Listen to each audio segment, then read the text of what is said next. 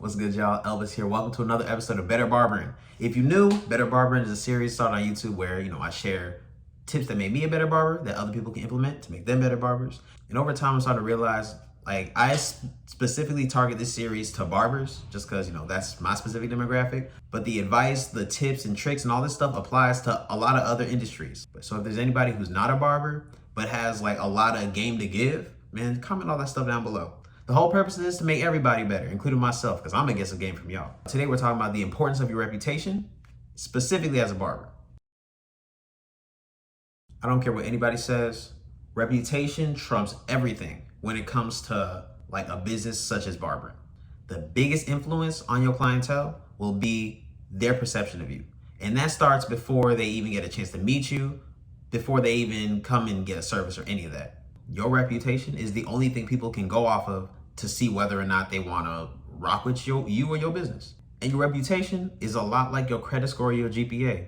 It's a lot easier to lower it than it is to raise it.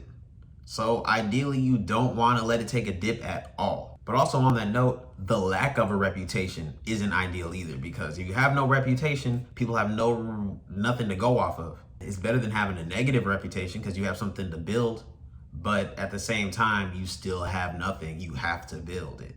And the reputation you maintain carries so much more weight than any receipts you could show about your work. You could be a barber on Instagram and from top to bottom, just have fire haircuts after fire haircuts after fire haircuts. If people come in as a client and they don't feel like whatever they got was representative of, what you're portraying, then your reputation to them is gonna go down. They're gonna feel like this isn't what was advertised. And while there are a bunch of clients that do have a problem if their haircuts don't look like what they should look like on Instagram, completely ignoring that most of Instagram is photoshopped haircuts. To be 100% honest, most clients can't tell the difference between a good and a great haircut. It's a subjective difference. All right, so let's say your reputation is to be, very detail-oriented, personal with your clients and whatnot, and they go and get a 10 out of 10 haircut, but they felt like, he just cut my hair. He didn't get to know me. And that's what they expected from you. Their opinion of the experience might not be as high as somebody else. But also there's a lot of clients that don't really care how their haircut looks as long as they get to just, kick it with their barber, and they barber provides good vibes. So there's some clients that I have that if I was to give them a 7 out of 10 haircut, disclaimer, don't half-ass on any haircuts, especially if you're getting paid for it. If I was to give this hypothetical client a 7 out of 10 haircut, but we sat here and chopped it up and kicked it or whatever, and that's really what they wanted, those are usually the clients that are going to tip me. They didn't care about the specifics of the haircut. It's the experience that they really paid the money for. That's also kind of a different conversation about, the difference in what people value. I have a video on a related topic, check that shit out. It's in the corner. But the reputation that you put out frames the expectations that other people have for you. And another reason why your reputation trumps receipts so heavy is because people will forget what you say, people will forget what you do, but they will never, ever, ever forget how you made them feel. It doesn't matter if you cut somebody's hair 10 out of 10, 100 times. Clients don't remember the specifics about that shit. They care about how you treated them. How did you respect their time? How was the interaction of the haircut? What was the conversation like? What are your vibes? As a client or a person, period, we're all attracted to qualities that we either relate to or resonate with, or qualities that we admire in other people. If you're a person that you just love fashion, you love flashy shit, if you have the option to pick between two, let's say barbers at equal skill, I'm gonna just say that they have equal ability, just because most people can't distinguish between two barber skill sets, to be real. If it's not an obvious difference, most people can't be like, they're just a little bit better. They don't know what they're talking about. But if you had the choice between two barbers with the same relative skill, and one is just flashy and that's your shit, man, you're gonna pick the flashy one. That just resonates more with what you about. And okay, that isn't a great example for my specific clientele because that doesn't apply to me. But I'm generally a low-key, keep to myself kind of person. And a lot of clients are like, that's my vibe. A lot of clients peep and they're like, you know what? I feel like I vibe with him more. There's a lot of barbers that clients skip over to pick me. And I got to understand that most of it is because they like something about me or they relate to something about me. And that's why I had the leg up. It's all reputation shit because I don't meet any of these people before I cut their hair. For a long time, most of my clients were people that were my age, my ethnicity, my interests. Because, I went to school and those are the people I tend to interact with. And those are the people that tend to want to interact with me based off my reputation. The difference between hearing a hit song and that song becoming my favorite song versus me hearing a hit song and then going out of my way to listen to the rest of the artist's discography within the song. Is there something in the music that makes me resonate with them on like intellectually or emotionally? Or is it just something that sounds sonically appealing? The thing that gets me pulled in as a fan is the reputation the artist communicates to me through the song. And if I rock with the perception I have of this artist or whoever, I'm gonna really wanna support what they do. I'm gonna wanna put money in their pockets. And that's exactly how clients think. The ones that rock with you wanna support you in everything you're doing. Keep in mind, in varying amounts.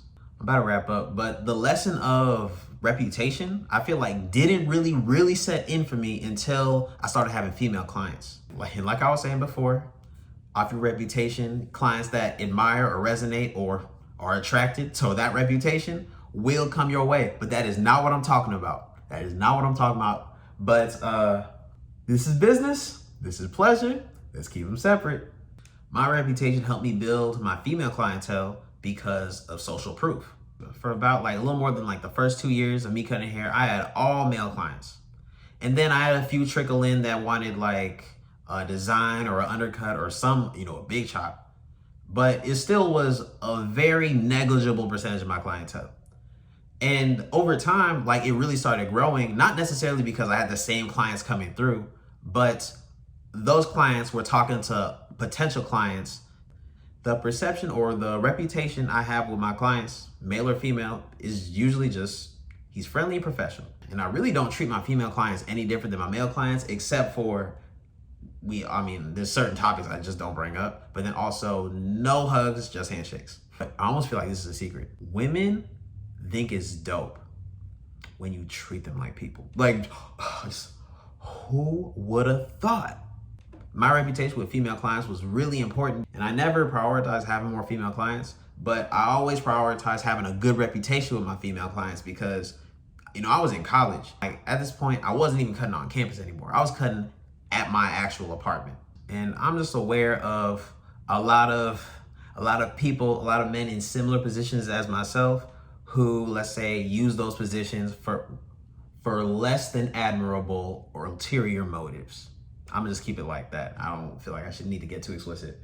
But yeah, so it's I always wanted to make sure my shit was on the up and up. And that just reinforces why social proof is such a massive thing, because by the time I would have a new female client come in, she already had 6 friends that were clients that vouched for me already. So all those people already know my character, my professionalism, and all that. So she ain't come in having a bunch of questions yo, is this nigga shady and this and that. Ooh, that's another thing. I can't believe I forgot to mention this. But if you have a positive and a strong reputation already, people will defend you way before you even know you're being attacked. Given I haven't had any what I consider to be personal attacks. Every now and then there's someone throwing shade, but that's also to be expected when you shining this bright.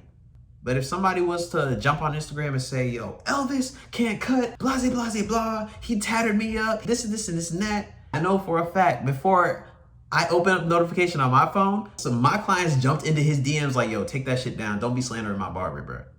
That's why it's so important to build your reputation, especially authentically. If people see who you are for who you are and they rock with you, that carries way more weight than somebody seeing something that they that they know is just a facade. Because they like the facade, they won't feel nothing for you. I don't care who you are. I don't care what you do. Everybody lands on hard times or they don't have the resources to do what they need to.